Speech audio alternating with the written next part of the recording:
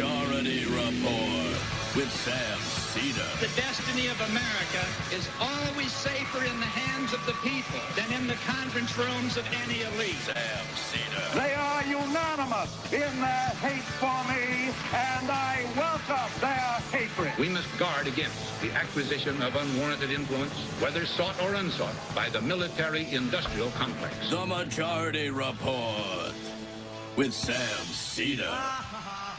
Ever get the feeling you've been cheated?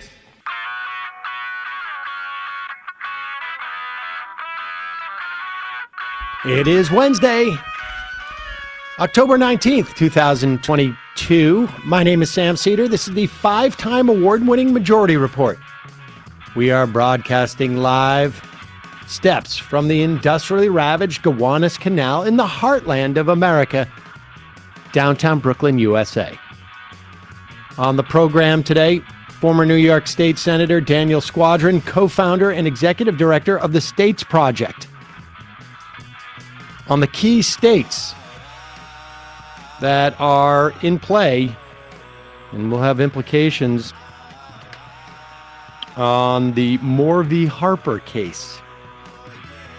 Also on the program today, Amanda Bock, museum curator and shop steward of the Philadelphia Museum of Art Union, which just won their 19-day strike in Philadelphia. Also on the program today, Durham's almost 4-year investigation of the investigators scores another failure, and perhaps its final failure. Meanwhile, Donald Trump scheduled to testify. They're taking a deposition of him in his defamation suit on that woman who accused him of rape. As the Republicans back off abortion bans, the generic ballot seems to shift towards the GOP. Democrats now sounding alarms. Polls show Masters closing on Kelly, Oz closing on Fetterman. Meanwhile, bad news up near Albany, New York. Amazon labor union loses an election at a warehouse just outside of Albany. Strikes spread across France over welfare cuts and cost of living increases. Meanwhile, in this country, Biden releasing oil reserves, try and keep gas prices down in anticipation of the election 3 weeks from now. New Jersey Attorney General to sue oil companies over climate change. And there's an Idaho bill now that would prohibit drag performances. Yes. Putin introduces martial law in occupied Ukraine, shutting down on things like dissent, reporting, labor strikes, you know. To fight fascism. Exactly. That'll show those Nazis. Meanwhile, Republican plans Social Security and Medicare cuts if they get into the majority. All this and more on today's Majority Report. Welcome, ladies and gentlemen. Thanks for joining us. Glad you could make it. Emma is out today. She's feeling a little bit under the weather, but give her a little chance to rest up. It's going around. There's a cold going around. I think people can still hear it. And believe me, the amount of testing that goes on in my house between my daughter and I, and occasionally checking my son. But Mile and I both had colds. She, of course, got over it in about 4 days. And it lasts with me for about 6 months, probably. That's the way it works. Thanks for joining us, folks. Let's start with this. We are now,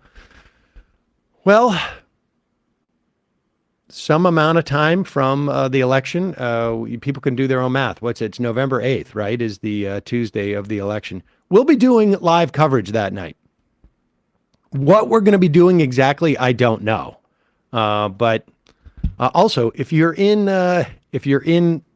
L.A., don't forget to check out what are you calling this? This is like a super group thing. Yeah, it's like the traveling Wilburys. Give them a revolution, I think is the phrase, but Ben Burgess, This is Revolution, Jason Miles, Left Reckoning with me and David Griscom, Derek Varn, Anna Kasparian. We got a lot of people. Why couldn't it have been Give Them a Reckoning with the Revolution? Because I think Jason and Ben Burgess were the point guys on this, so they're sort of hosting the evening. So? David and I are just sort of like, the kickers they throw in. Wow. It's like, honestly, it's like a super group. Yeah. It's like, what's the one Jimmy Page was in? The Yardbirds? Yes. Yeah. There you go. So Derek and the Dominoes. Where can people get more information on that, Matt? We will put the link the tickets are at Ticketmaster. We'll put the link in the show description today. Okay. So folks should check that out. And I want to say in advance, since we already have one person commenting on my shirt, thank you for the compliment on my shirt. I wasn't sure if this would moray, and it turns out it didn't. And we did the test up front, and I was like, okay, I can expand my shirt portfolio. Exciting stuff here. Let's go right to a debate that's taking place in Minnesota. We just spent the other day talking about Minnesota nice. And I guess this was a nice way for Governor Tim Walz of Minnesota to remind Minnesotans that the Republican gubernatorial candidate, Dr. Scott Jensen, was, I don't know, is it fair to call him a pill mill? Yes, I think in the top 94 percentile, as Walz points out, in the state. Well, that's pretty up there. Yeah. I'd be happy about that if that was my but it's ACT not like tests. But it's not exactly.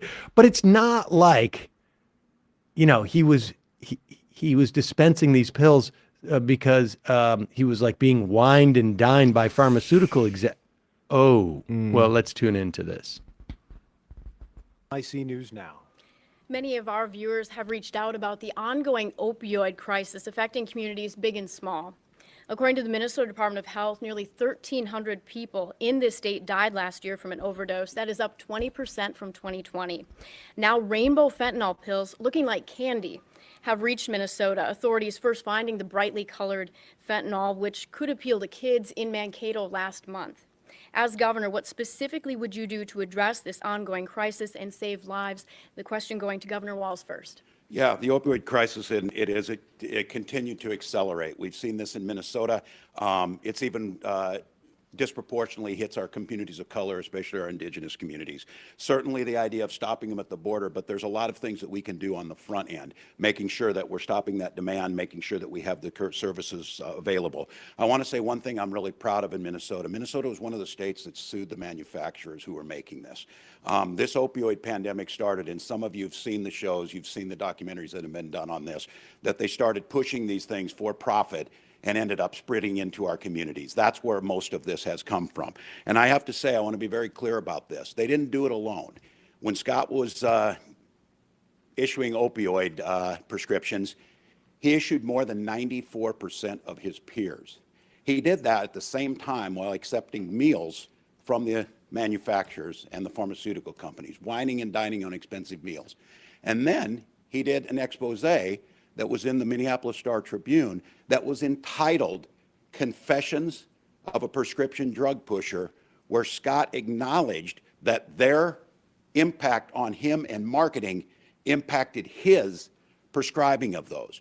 It's getting at the front end of this. It's understanding why it got it out there. It's doing what the state of Minnesota did, suing, and then putting in processes to both capture the opioids before they get there and working with folks who are in recovery. Minnesota can do that. Thank you, Governor Walz. Dr. Jensen, you have 90 seconds. Without question, the fentanyl that plagues us today is taking a tremendous number of lives. I think over 100,000 drug overdose deaths in 2021, and 2/3 of those were fentanyl. In the 1980s and the 1990s, there was absolutely a heavy-duty pharma push to encourage physicians to use more narcotics and opiates. We actually had another vital sign, which was the pain management level. What's your pain level, 1 through 10? And if we didn't ask that, we weren't, quote, doing good medicine. So I don't disagree with Tim Walz. Physicians and the healthcare system have contributed to the problems. And in terms of going out to dinner and having an educational event, yeah, that could happen as well. Yeah. But I think the important thing is, You know, I think Walz did a good job here, but you got to sort of close the loop. If this guy is out there, more than 94% of his peers being swayed by a couple of educational, so-called educational events, you know, junkets that maybe just took place in the Caribbean, or just some nice dinners and maybe a couple of pens and a little tchotchkes. This is not exactly the guy you want in charge of the entire, budget of the state of Minnesota. Yeah. The guy is basically saying, more than 94% of my peers, I am really open to being lobbied, and either it takes very little, a nice dinner, or just an educational pitch, and I will not only be open to lobbying, but to being convinced that these opioids are special opioids that are not addictive. And I would also, I didn't read that piece then where he was sort of his confessional. But at one point, at one point, do you not realize this is going on? Because at one point, maybe you do. And you just, they're being nice to me over at the place. I mean, these guys are nice guys. Yeah, and after part we cut, he goes on to say, yeah, we need to stop the stuff at the border, which is just wild to see somebody who was prescribing this stuff over his peers to say, yeah, it's coming across the border. I mean, at this point, it may be coming across the border, but it's coming across the border to satiate an addiction that was started in his office. Right. Those opioid stories get me really upset. I mean, I just got back from Vegas from those tort lawyers, and those guys did a lot of this. And they, some hit the corporations that manufactured it, some hit the PBMs that basically distributed it to the pill mills. It really is extraordinary the amount of damage that created in this country. Well, we don't have time to go into like some broad omnibus problem, but I'm not convinced that part of the difficulty we had in terms of public health in dealing with COVID wasn't in some part a function of what we had just gone through, where our public health system essentially, not public, but our health system essentially created a massive bump in the death rate amongst Americans. Like actuarially, our life expectancy went down in this country for, I think, particularly white males, because you had doctors and pharmacies handing out this stuff. And that almost sounds too benign, but really horrific damage across the board. All right, we're going to get to Daniel Squadron in just a moment. He's the co-founder and executive director of the States Project. Obviously, a lot of state houses in play coming up in the fall, and that's it. Well, fall. I mean, we're here 3 weeks out. But first, a word from our sponsor. I love these guys. IAC Laser Engraving. They're a leftist-owned worker collective started by a longtime listener, Ryan Lubin, in September of 2021. His company's democratically structured. They ensure any hierarchies are completely justified and efficient. They use sustainably sourced materials coupled with extremely energy-efficient laser technology to bring you really cool products and gifts you're not going to find anywhere else. Your purchase of their items not only gets you one-of-a-kind product, it goes directly to supporting a business model that is structured around compassionate and worker-centered care, as opposed to the more ubiquitous and predatory authoritarian ones found throughout capitalism.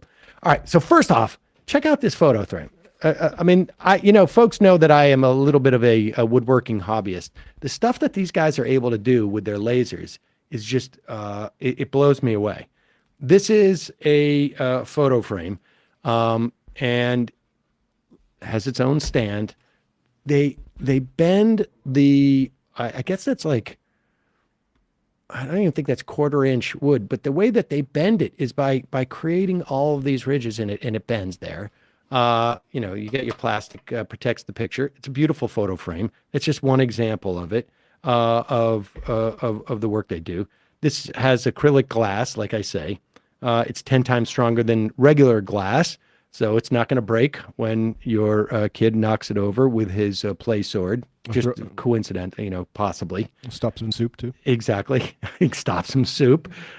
This piece is available for $85 at lasers.com. Comes in 4 different hand-stained varieties, or you can customize it for a unique look. Look, that's one of the things that these guys do really, really well, is customize stuff. I'll get to that in a moment, because I want to show you this, which is going up on Saul's room as soon as we're done promoting IAC. That's trippy to look at even in real life. Yeah, it's totally nuts. And you can see it's actually like a bunch of different, I mean, I've seen stuff like this on a bigger scale with like big pieces of plywood, but because of their laser, they can cut into like multiple different forms. This is an astronaut.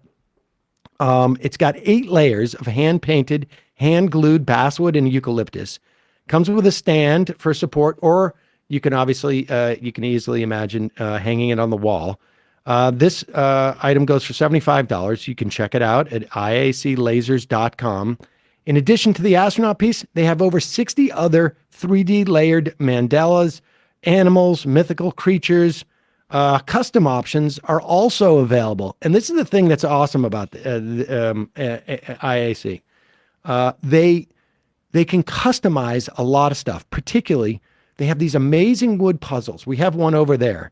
But each puzzle is made, like with all their stuff, with a sustainable wood. In this case, eucalyptus. They use high-definition UV printer to render each image onto wood, and then it's cut into the desired amount of pieces. There are over 30 different puzzle images to choose from. You got images and paintings from local Ohio leftist artists in a variety of different puzzle ranges from 99 to 500 plus. Each puzzle comes in its own nice felt-lined box. It's designed by them. There's a latch. It really is beautiful. But here's the thing.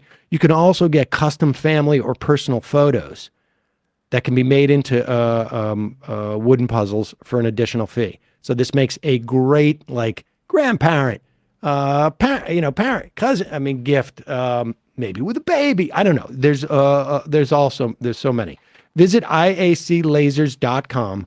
Order yours today. Enter in the coupon code majority10 at purchase. You'll get a 10% discount on their amazing products. That is majority10 at iaclasers.com. Go ahead and check that out. We will put, of course, as we always do, the link in the podcast and YouTube description. All right, we're going to take a quick break. And when we come back, we're going to be talking to former New York State Senator Daniel Squadron, co-founder and executive director of the States Project. We'll be right back after this.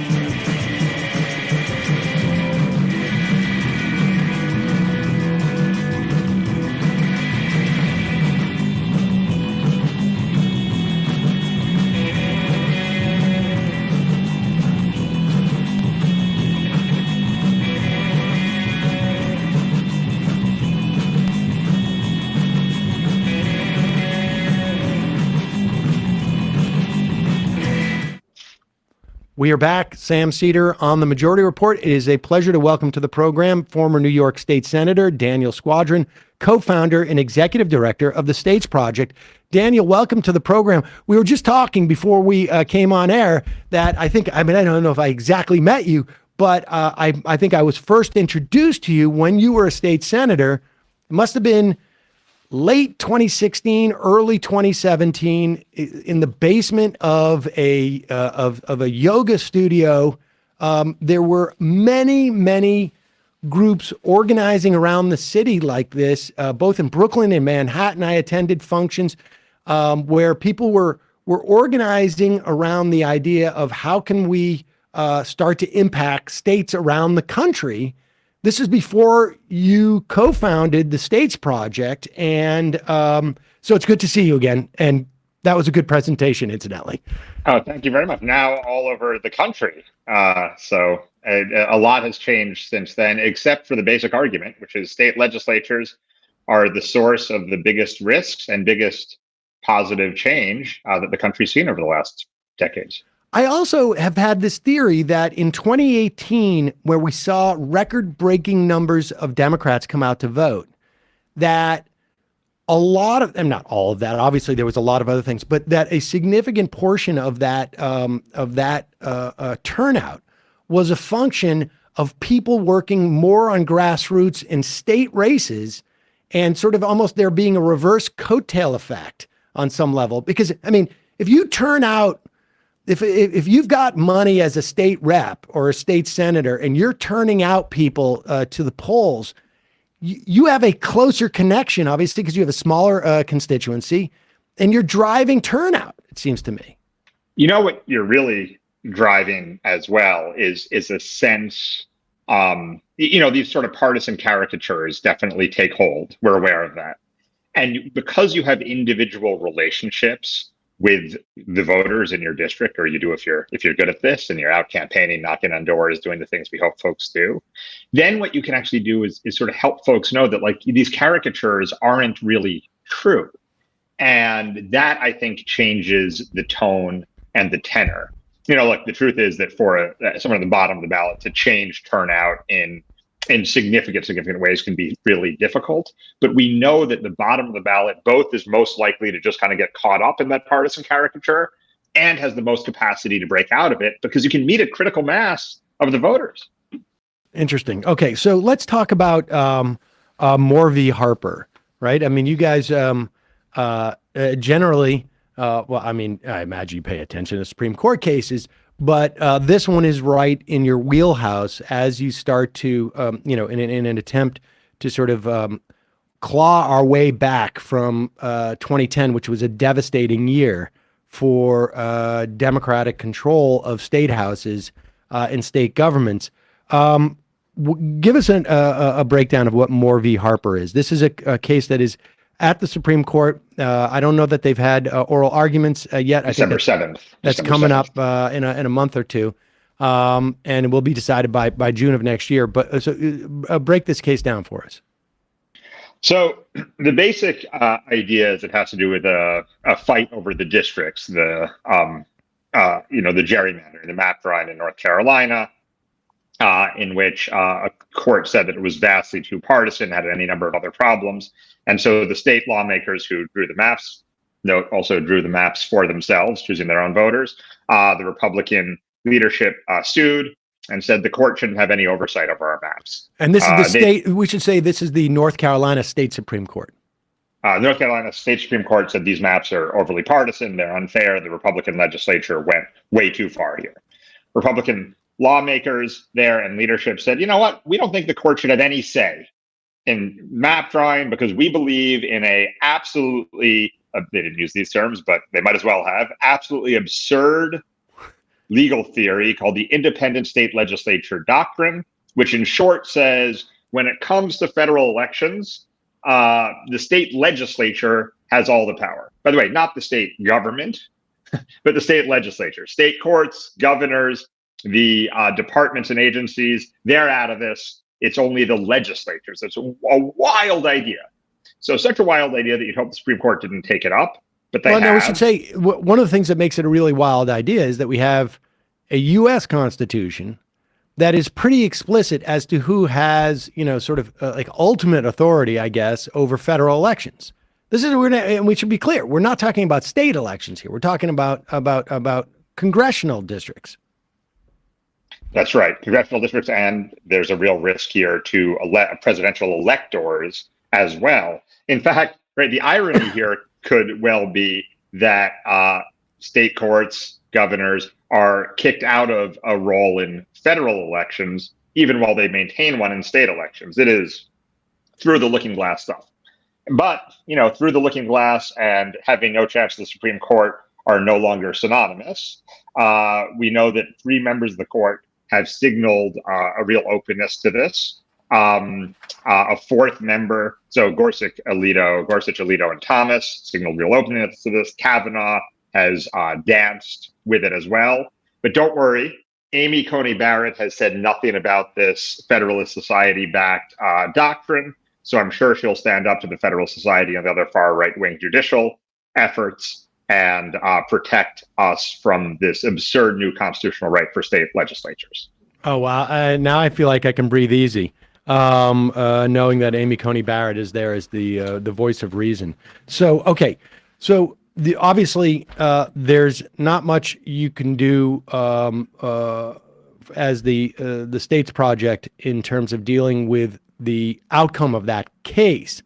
But what can we do to mitigate the impact of that case, which also happens to align with your project anyways? Right. And let me just say, I haven't even talked about the scariest possible outcome of that case, which is the idea that when it comes to presidential electors, state legislatures, again, not governors, not secretaries of state, not state courts, state legislatures will have a unique authority to determine the winner of the state's presidential electors. So the reason that's particularly scary is today, every swing state in America, every presidential swing state in America has a unified Republican legislature. They have states adding up to nearly 310 presidential electors. So if they have ultimate authority deciding who won, if they're handed that by the Supreme Court, it is tantamount to pre-deciding the presidential election or handing the presidential election to a bunch of state lawmakers. By the way, a majority of those majorities have in one way or the other signaled their support for the big lie. I just want to reiterate, before we move into like the specific states that we're talking about, how sort of bat crap crazy this is. The idea that we're not even talking about the state having the authority, that like the state government having the authority. We're talking about one element within the state government. We have 3 branches of our governments in this country: judicial, legislative, and executive. And they're just deciding that it's just going to be the legislative has unique authority over drawing the congressional maps or sending the electors, but not over necessarily unique authority over even making the state Senate maps. It's just, nobody would have consciously designed anything like that.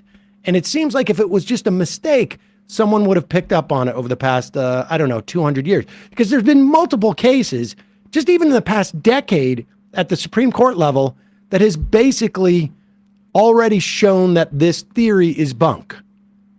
Absolutely. And, the idea that this Constitution somehow reaches into states, overrides their Constitution, and provides this unique type of power to one branch of government in a Constitution designed around the balance of powers is, it's comical. But as we know, the absurd and the tragic, as you're trying to destroy democracy, get very close to each other.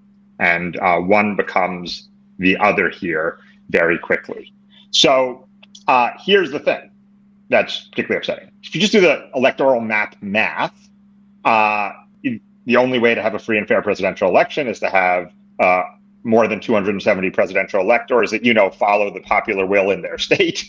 To get there, you need to get them from 310 to under 270. Michigan and Arizona are the best chances to do that this year. And if we don't do that this year, we will not have a chance to do it before presidential electors get sent to Congress, because whoever wins in, what is it now? Every day is rolling in. It might be 100 hours. It might be 2.5 weeks. Right. From the election, whoever's elected November 8th in Arizona and Michigan will continue to serve in those state legislatures, in those majorities, until January 1st of 2025. That means that if you have unified Republican control in the Arizona legislature, as you do today, unified Republican control in the Michigan legislature, as you do today, a majority of members of both of those majorities having said they don't think Joe Biden was elected in 2020, it seems very difficult for those presidential electors to go to the legitimate winner rather than the predetermined winner on their part. And this is all over November 8th in terms of those elections. I see. Okay. So, I mean, this is the way you know, regardless of how the Supreme Court rules on this, this is a basically way of short circuiting based upon what we know will more than likely be the swing votes, the swing states in 2024. So we're talking Arizona, Michigan, Nebraska, and Pennsylvania are the four states that you're focusing on. Is that right? So Arizona, Michigan, absolutely in that very unique category. Nebraska is sort of a fun one in the middle, the only unicameral legislature in America, as I'm sure you and all of your viewers are intimately familiar with. Of course. So Nebraska is actually a place where there's sort of a supermajority threshold that's at issue that could potentially protect a single presidential elector, depending how the second congressional district in Nebraska goes. Then Pennsylvania and New Hampshire actually are in sort of their own special place. And by the way, I don't know how many hours I'm booked here for, but we're going to go deep. Pennsylvania and New Hampshire, whoever's elected in 2024 to the state legislatures will take office before electors get sent to Congress. So you get sort of two bites at the apple, but it all matters because you're setting the stage for 24. So Arizona and Michigan, clock is ticking. Whoever's elected November 8th, they're going to be the ones in power. They're going to be the ones deciding whether to undermine the entire presidential election. Nebraska, kind of an interesting case that's been largely overlooked nationally. Pennsylvania and New Hampshire, very important this year. And November 9th, we have to keep working. And I just want to underline this because, you know, I know folks on the right also listen to your show and other things. We're just trying here to create legislatures that stay out of it. Right. We're not trying to flip the legislature. So we're just trying to create legislatures that are split so they can't come together and override the will of their voters. We're trying to protect the majority vote in these states by keeping the legislature from overriding it. And it's just a really important thing to emphasize. Okay. So in Arizona, one seat in either one of the chambers would prevent the level of control by conservatives in those legislatures that would allow them to essentially flip whatever the results of the election were in terms of the way people voted. So and so have you guys, I imagine you guys have isolated the best, 3 chances for that in each house? Or is that, 2? I don't know. How does that work? Because I should also just say in Michigan, you have a similar dynamic. 3 more seats in the Senate or 2 in the House would have the same impact. So Arizona is just 1 in either house. In Michigan, it's 3 in one and 2 in the other. And this seems like a good year for Michigan because Whitmer is really, I think it feels like there is she has she's been running a strong campaign, and it appears like the Michigan is not as out of reach as 3 or 2 sounds maybe in a less favorable environment. Yeah, that's right. And in Michigan, you also have fairer maps. They actually drew legislative maps fairly for the first time, which makes it even more competitive.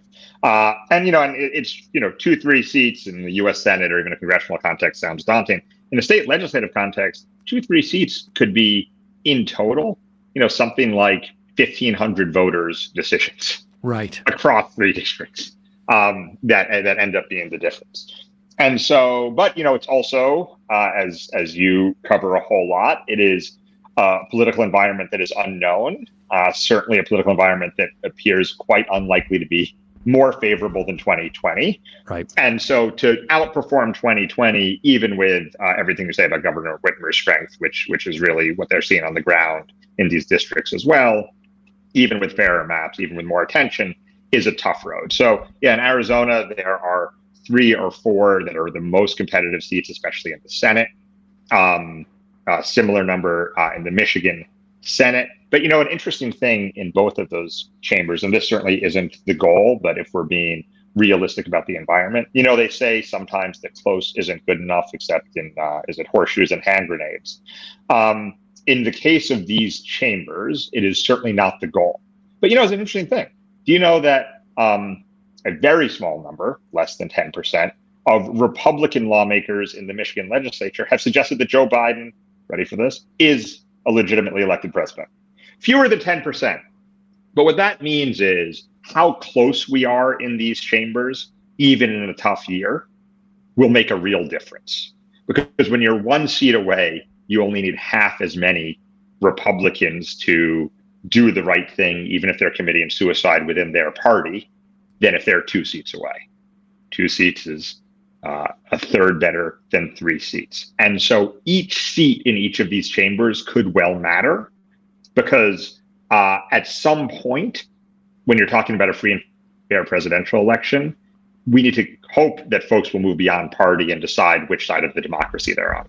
I would imagine too that if I get elected with a 10 vote margin as opposed to a 1,500 vote margin, I'm going to be a little bit less inclined, maybe your average person, to just go with what my colleagues are saying. If I think that, like, hey, Biden may have won in my district, or something to that effect. So every little bit helps. All right. So how can folks help your project here in targeting these seats? So statesproject.org, you can go to. I know that you have featured GiveSmart here before. The GiveSmart program, which is a super targeted way to move money directly to campaigns that need it the most, based on our internal analysis, is up and running at statesproject.org. There's also giving circles. These are groups of givers like the ones that we started with in that basement. Again, now all around the country, focusing on states. And so there are those 2 things. And then I really have to emphasize the third. The pressure here to focus on the big personalities and the big press coverage of statewide candidates, the campaign for Congress, I get it. Those are important things. But go to the website and just read about it. Go to the website, bring it up at dinner. Because for the presidential election, there is not going to be a more consequential race this year than the closest race in the Arizona Senate or the Michigan Senate. And very few people think about that or know that, for good reason. It's an absurd idea. It just happens to be one that's likely to end up true. Daniel Squadron, real pleasure to have you on. Thanks so much for joining us. We'll put links to all that in our podcast and YouTube description. Really appreciate it. Great. Thanks. See you in the basement. All right. Yeah, I'll see you then. All right, folks, we're going to take a quick break. And when we come back, we're going to be talking to Amanda Bock. She's a museum curator and shop steward. The Philadelphia Museum Art Union, they have just won their strike. And we can now all go see the Matisse exhibit without feeling like we're a scab. We'll be right back after this.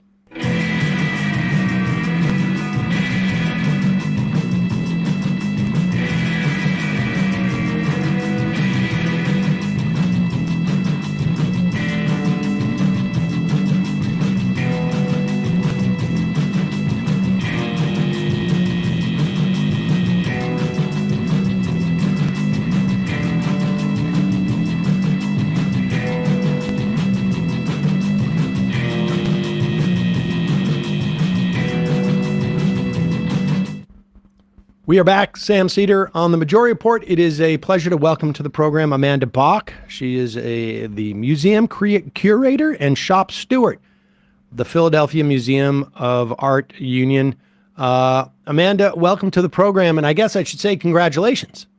Thank you. It's great to be here. I'm calling in from my office where I've returned after 3 weeks on a picket line. So, all right. So let's back up. You guys were on strike for 19 days. I know you had been working on this contract for it seems like at least a year, right? But before we get that, What you guys are AFSCME? That is a public sector union. Who is the boss? Who owns the Philadelphia Museum? Who have you been in negotiations with, and how long is the union? How long have you guys been unionized? Yeah, so we are actually a private sector museum, and we started talking about forming a union here in 2019. So that's about 3 years ago now today. And our union is the first what we call a wall-to-wall union for a major museum in the United States. So we, when we formed our union, it was staff from across every department in the museum, from curatorial, like myself, conservation, development, visitor services, retail. So a wide swath of jobs that make a museum run. And we filed for an election during COVID, and we won with 89% voting yes for a union in August of 2020. Oh, that's great. And talk to me about that decision of being wall to wall, because you've got a broad mix of people. I imagine, if you're going to be a curator, you have studied art history and studied art, but you're not necessarily maybe having those degrees if you're, working in operations or in other parts of the museum. What was behind that decision at the time? I think talking to our colleagues across the institution, our jobs are very different in scope and responsibility, but we shared a lot of the same concerns about how museums run, the decisions that are made that impact our lives.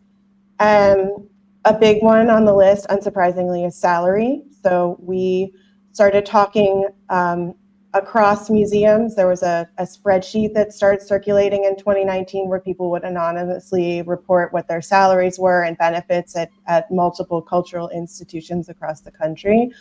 And we found lots of discrepancies, both between what we make and our peers in other museums in Philadelphia or New York or Chicago make, but even amongst our own staff. So people doing the same job with the same qualifications and responsibilities, making upwards of thousands of dollars difference in salary a year. We all share the same health insurance plan across departments, and found lots of woes and inadequacies in healthcare access, as well as a cost that felt out of reach to most people in our union. So there were driving forces that people in all departments could agree on would make this a better workplace for everybody. It's interesting too that you guys started this movement in 2019. So this is before COVID, and which I imagine the museum was shut down for a period of time. Over that period, was talk about? I'd like to know how many people are in the union, but I imagine that's a very hard time to organize because, even in this office, we're all here together, but I would imagine with disparate things, you don't necessarily have all have social connections that, you see each other at the museum, maybe you see each other at the commissary. There's literally a commissary there, I would imagine. And it's easier to organize, but you did a lot of the organizing when you guys were not at work. Yeah, I think we had started signing authorization cards just before COVID hit. So we were fairly well organized. I think a challenge was the instability that became very clear in all of our work during COVID. The museum shut down at 2 different points from March to September 2020, and again in the winter of 2020 into early 2021. There were mass layoffs in the summer of 2020, and a lot of retirement buyout programs for people who may not have otherwise left their jobs. So, a big hit for us was certainly just losing a lot of people who were involved in organizing our union, who were, dedicated colleagues. There was a lot of fracturing in our community during COVID for sure. But I think that also the people who were still here really reinforced the need for things like protections, for layoffs, for job security, because, you know, we all wanted to still work here. Right. But the circumstances were challenging for sure. And I should say, I mean, just the limited exposure I've had with museum workers, just because my daughter had a summer job, was that regardless of what capacity at the museum someone's working, they all like have, I think, a greater attachment to the institution than you normally see with across the spectrum of people working at a place. Yeah, and I think that was a major incentive for us in forming a union, was that very love of the museum and the work that we do here, being really at odds with the ways that this job and this work can be very untenable, both financially, both in terms of stability and precarity of the kind of work that we do. And I think that in unionizing, we've actually done a favor to a museum. We've made this a stronger place for people to work and build careers. Why AFSCME? I mean, how did that come about? How did you decide what union you were going to align yourself with, as opposed to being independent or what? I actually was not part of that process myself, so I can't speak to it except in very broad terms. But you know, AFSCME works with a number of other cultural institutions in our city, including the Free Library of Philadelphia. And they have launched the Cultural Workers United effort, which is unionizing a number of museums across this country now, including the Art Institute of Chicago, the Columbus Museum of Art, and others. So they have a strong understanding here of the work that happens in cultural institutions, and in that sense, it felt like a good fit. So you guys set up the union 2 years ago or so, give or take, and it's I guess it's been 2 years of negotiating about this contract. At what point did and it's pay, job security, healthcare, all of the goodies, I guess, that are involved in this, sick leave and parental leave, is my understanding as well. How did you, and you struck essentially 3 weeks out, 4 weeks out from the opening of the Matisse exhibit. So did Matisse sort of gave you a hand here? A little bit. I mean, we did have a warning strike. We did do a one-day warning strike in mid-September, which we hoped would bring some better offers to the table, and also facilitate resolving our unfair labor practice charge in essentially meddling with union busting in negotiations. So we were hoping actually very much to avoid striking in the lead up to Matisse, because we all, many of the people in our unit worked very hard on that show and wanted to see it through. But unfortunately, our one-day strike did not have the impact that we had hoped for, and so we did end up on a longer strike in the lead up to a very large exhibition for the museum. How rancorous were things over the past 3 weeks? I mean, was it,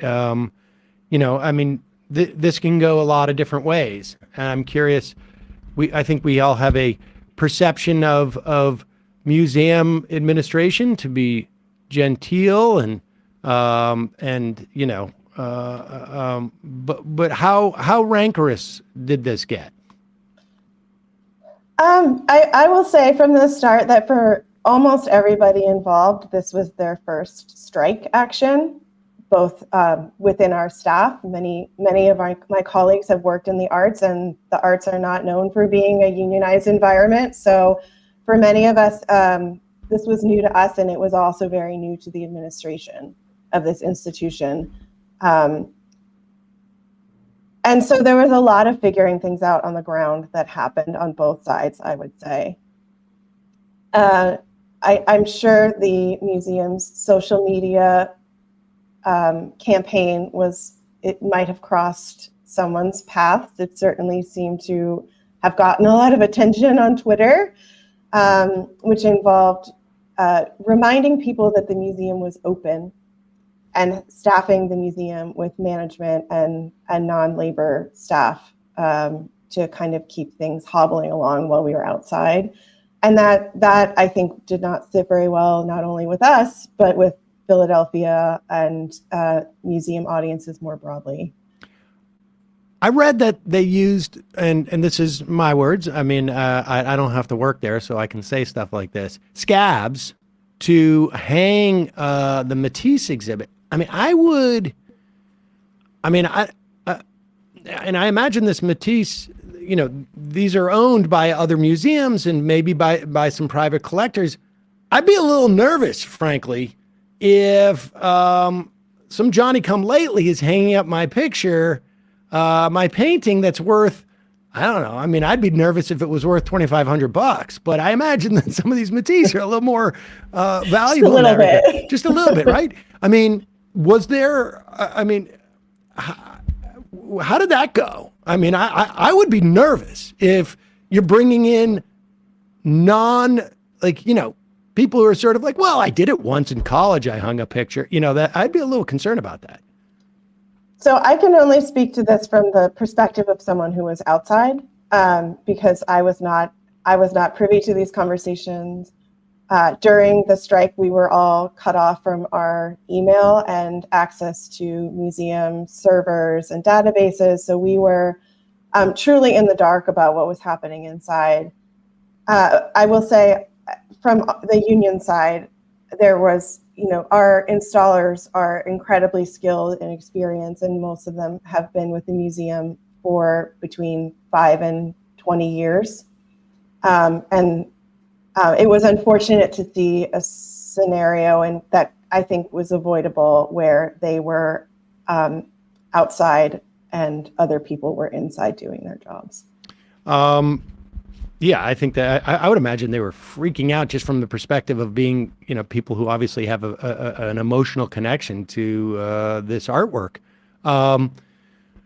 Unrelated question: glass in front of these pictures? I haven't been in yet. This is my third day back at work, so okay. I'm still slogging through my It's just in the news right now, Amanda. All right, so everyone's back. And how long is this contract for? This contract is a 3-year contract. That's great. Retroactive to July 1. Were there lessons? I mean, this is the first time you've ever been on strike. Is that right? Yeah. So, I mean, I think like one of the things that's happening right now is that there are workers from, museums and warehouses and from restaurants and coffee shops and teachers, across the board, Apple stores, where there's a lot of people, it seems to me, who are forming unions, joining a union, going on strike for the first time, contemplating it for the first time. One of the things that I noticed in reading up on your strike is that it seemed like, and maybe it's a little counterintuitive, but the longer it went on, the more sort of determined the strikers became, right? I mean, because, it's almost like there was a second wind that took place somewhere around week 2 or something like that. Will you explain that dynamic, just both how it felt to be on strike, like the fears that you may have had, and then what surprised you about that experience? Yeah. The biggest takeaway for me was that we could do it. And we could hold the line. Week 1 was tough. We had the remnants of a hurricane come through Philadelphia. It was very cold and very wet for a lot of week 1. But once we crested into week 2, and everyone who started on strike was still ready to keep pushing through, we really, I think, hit a stride where we were confident together that we could do this. We started to see the impact in snippets coming outside from inside about the work falling behind. One manager came out and said, every week you're out here, we fall a month behind inside. And I think we really started to be able to visualize the impact and the power of our labor. And I think that really began to be a motivator for everybody. I don't think this was ever a money fight. I think this was a power fight. And once we hit a point, maybe a week and a half in, when we, were scheduling people for the following week and no one was balking and everyone was signing up for extra shifts, it was a fight that we knew we could win. We just had to outlast them. And we did. Everything that we put on the table at the start of the strike, we won at the end of the strike. What is the feeling at work now with your workers? I mean, obviously everybody's psyched that they won the actual material concessions, and they've improved their work, their work situation. Is there another sort of intangible element that you guys all did this together? And I wonder if, as you're walking through the museum now, there's a slightly different feeling when you see somebody hanging a picture, or you see those folks, or the person taking tickets, or working at the gift shop, or I don't know, sweeping the floor, or whatever it is. We certainly got to know each other a lot better during this process. I think there is a bond that has been forged between staff across this institution, and what I hope is that translates not only into continuing to build a strong union, but also into our own work within the museum. So I think it's going to make us better collaborators. It'll help us really understand each other's roles within this institution better. And I ultimately think that's a great thing for this museum. Lastly, have you heard from other museum staff, other museums, other cultural institutions, I don't know, in Philadelphia or Pennsylvania or across the country at all? Have anybody reached out yet to get some advice? Yes. I won't say where, but yeah. I understand. Oh, that's exciting. And I imagine you're certainly open to more of those type of calls. Yeah. If anyone's thinking about unionizing their cultural institution, we are happy to talk. I think, we've now gone from organizing into, I would say, a very difficult contract fight, and we came out on top. So y'all can do it. We're hoping to really be able to set a better tone and a better way of appreciating and valuing workers and cultural institutions through our strike and through our organizing. Amanda Bock, museum curator and shop steward of the Philadelphia Museum of Art Union. Thanks so much for joining us. Folks can go down and check out the Matisse exhibit. Now also, helpful in getting all the museum workers back into work and in much better working situation. Congratulations to you and your colleagues. Well done. Thank you so much. Thanks for coming on. All right, folks. Now it's time for us to head to the fun half of the program. Not to imply that this half hasn't been fun. I found it fun, but the next half of the program is going to be officially designated. Officially designated. A lot more pressure to be more fun. In the fun half, Glizzy McGuire, IM's former art handler here. Hiring scabs was a dangerous move for the museum. It's not rocket science to hang a picture, sure, but it's pretty easy to F up and damage artwork. The know-how that professionals that were on strike have is valuable, especially when dealing with priceless works of art. Good on them for standing up for their rights and succeeding with their unionization efforts. I happen to know someone who is a technical art restorer, and their job is when, if you got a Matisse, for instance, that drops, or you'd think, things happen and they rip. And if what they'll do is this technical restorer will take has swatches of canvas. So if it's like Matisse, maybe he's got one from like 1905 or 1909 or somewhere around there, that he knows. Well, first of all, that is from that era, but also knows the technology that Matisse himself would have used to fix it, and uses that, and then basically makes it appear as if it had been repaired at that time to save the value of this thing. So it happens. It definitely happens. I feel bad, but I don't know who Matisse. I know Matisse Thibault. You don't know who Henri Matisse is? No. I went to. Are you serious? I went to his cutouts exhibit at the Met or the MoMA a few years ago. That was pretty cool. Let me do an image search. You'll recognize him. Matisse is one of the biggest. I mean, not one. I mean, he's one of the. That's cool stuff. He's a good one. Yeah. Was he part of the Fauvists? I can't remember. I don't remember. But all right. Well, we'll do a little bit more art history seems like in the office. Yeah, Fauvists. A little bit, yeah. All right.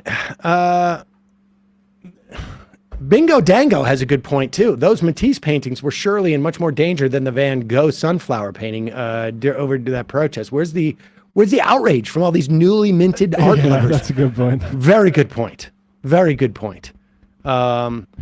Judy Ruliani says Matisse was sick in the good way. We will deal with all of this in the fun half. This is what I'm talking about. Yeah, the fun half. You have the art half. Just a reminder, folks, it's your support that makes this show possible. When you become a member of the Majority Report, you do 4 things. 1, you allow the show to survive and thrive. That's 2. You get the free half free of commercials. That's 3. You get the fun half. That's 4. Actually, 5. You actually support other members who might be going through some financial stress. You support their becoming members. I said the fun half. So there's 5 things. 5 things. 5 things. How many things can you do by doing one thing? You do 5 things. So become a member today at jointhemajorityreport.com. Also, don't forget justcoffee.coop, fair trade coffee, tea, or chocolate. Use the coupon code majority, get 10% off. Check out ESVN from Monday. They go over all the games and basketball season's live. I heard Matt Leck. Did you make an appearance on that show? No, Waz did. I'm going to be talking about basketball yes, soon. but we had a Minnesota caller who was giving us some Timberwolves previews, so we definitely needed Matt. We need Matt to come the on. Celtics look sweet. Yeah, yesterday. good game last night. Oh my God! I think Saul and I might have to get on it. You know what I did? I went and I bought Celtics Nets tickets for December. Right after that. That'd be a good game. One. Yep. Yeah, that's going to be tough. I think. Very. Sure. And so I may take Saul to his first basketball game. Yeah, that'll in be December. fun. Yep. Matt, speaking of Matt, what's happening in the Matt Leckian media universe? Oh, yeah. Last night, Harvey J.K., we talked about the British Marxist historians for a long time. And we also talked about different like LaRouche protest stuff and that sort of thing. So patreon.com/leftreckoning to get access to the post game and go check it out on YouTube. Don't you aren't alarm bells set off when you have people who describe themselves as LaRoucheites? The guy's dead. Yeah. I mean, isn't that try and think of what other... Well, it's a cult. What other, I mean... Scientology. Scientology. Halbert's dead. You know who else is dead? And supposedly going to come back? That Jesus Christ guy. And they named the whole thing after him. Yeah. Yeah, we watched a little bit in the post game of the clips from the LaRouche sort of conference, the Green Fascism conference. Yes, I saw some of those clips. Jackson Hinkle and the other guy saying dumb shit, and then the LaRouche cult is being like, we need to exonerate LaRouche. It's like, LaRouche is dead. What are you talking about? It is weird. Really weird stuff going on there. It's you see, I was watching the Nexium documentary on that cult. And I just say the way that they say you're operating in fear right now, this how you're questioning the tenets of the cult, is Jimmy Dore. That's what that stuff is. Mm-hmm. All right, folks. See you in the fun half. You are in for it. All right, folks, 646-257-3920. See you in the fun half. Are you ready?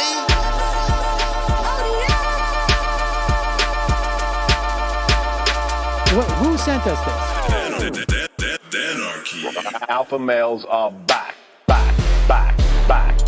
Boy is back. And the alpha males are back. Just as delicious as you could imagine. And the alpha males are back. Boy is back. And the alpha males are back. Just want to degrade the white man. Alpha males are back. I take all of it in my throat. Alpha males are back. Snowflakes has what? The alpha males are back. You are a madman. And the alpha males are back. Oh no, Sam Seder! What a fucking nightmare! Bring back DJ. Yeah, or a couple of them. Just put them in rotation. DJ Danner. Well, the problem with those is they're like 45 seconds long, so I don't know if they're enough of a break. That's fucking nonsense.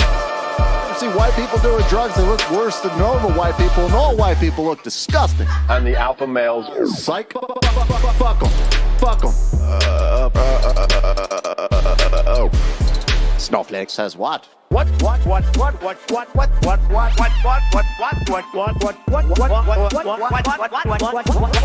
Snowflake says what? A hell of a lot of bank. A hell of a lot of bank. A hell of a lot of bank. Okay, I'm making stupid money. Hell of a lot of bank. A hell of a lot of bank. All lives matter. Have you tried doing an impression on a college campus? I think that there's no reason why reasonable people across the divide can't all agree with this. Psych. And the alpha males are back. And the Africans are black African. And the alpha males are black. And the Africans are back. When you see Donald Trump out there, doesn't a little part of you think that America deserves to be taken over by jihadists? Keep it at 100. Can't knock the hustle. Come on, fuck 'em. Things I do for the bigger game plan. By the way, it's my birthday. Happy birthday to me, Jew boy. I have a thought experiment for you. And the alpha males are back. Africans are black. Alpha males are black. Africans are back. Come on. Come on. Someone needs to pay the price for blasphemy around here. I am a total pussy.